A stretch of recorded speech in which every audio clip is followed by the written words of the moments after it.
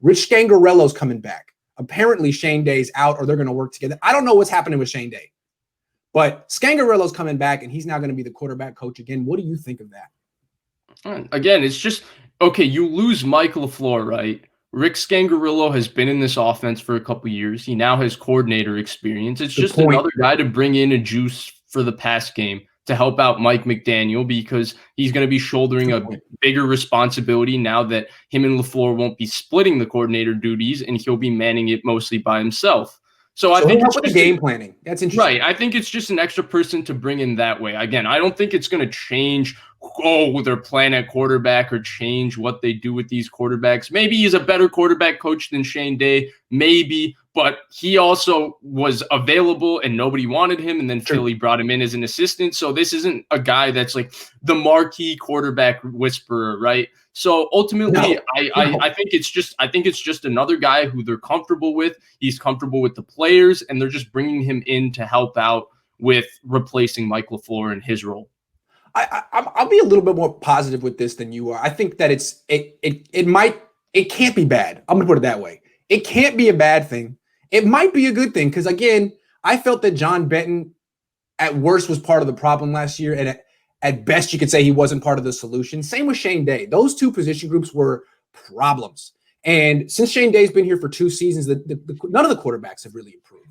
Maybe that's not his fault, but it's not like he can point to anything and be like, yeah, I did this. I'm really good.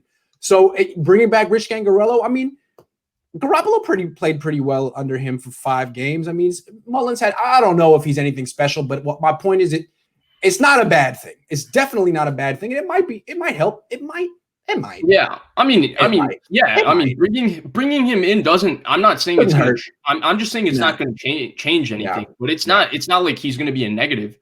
By having him on the staff, it's going to help out. And he might be an upgrade over Shane Day. I don't really see what Shane Day has accomplished since in his 2 years with the Niners. I don't think there's anything he can really point to and be like, I did this.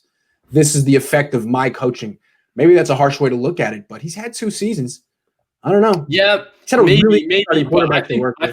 I think people are trying to look for excuses and reasons as to why Jimmy Garoppolo's play has deteriorated. So the quarterback coach becomes the ultimate thing. But go back and watch 2018.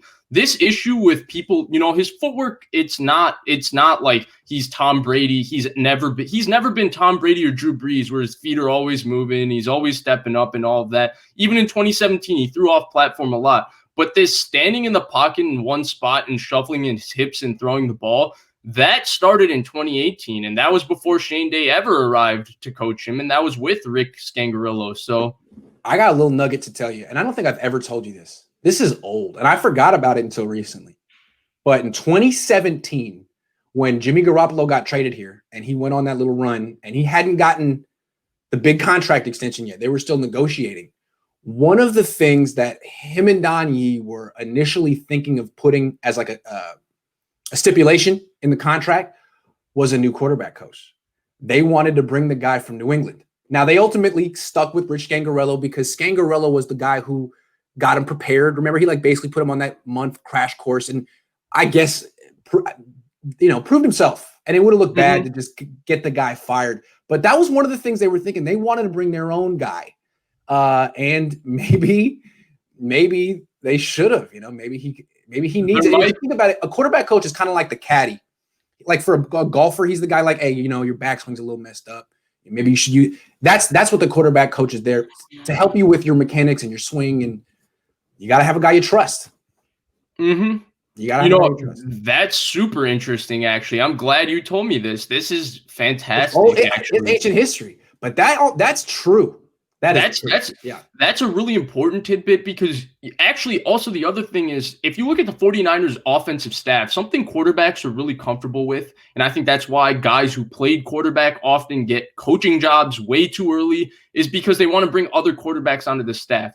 Who on the 49ers staff was a former quarterback? You got Kyle Shanahan, wide receiver, Mike McDaniel, wide receiver. I don't know what quarterback, and now he's gone. Yeah, I don't know what Shane Day's thing is or Rick Scangarello, but they weren't really highly regarded as players in terms of like quarterback. That's why, you see Mike Kafka. Now he's the new it guy with Andy Reid because he's a former quarterback, backup player. Everybody's seen him around. So those types of things, because he understands. And that'll be Nick Mullins one day. Right. And he understands the difficulties that it takes for players to be in the NFL. So that's why these former quarterbacks are relatable for quarterbacks. So I think that's an interesting tidbit, and maybe it's something along those lines.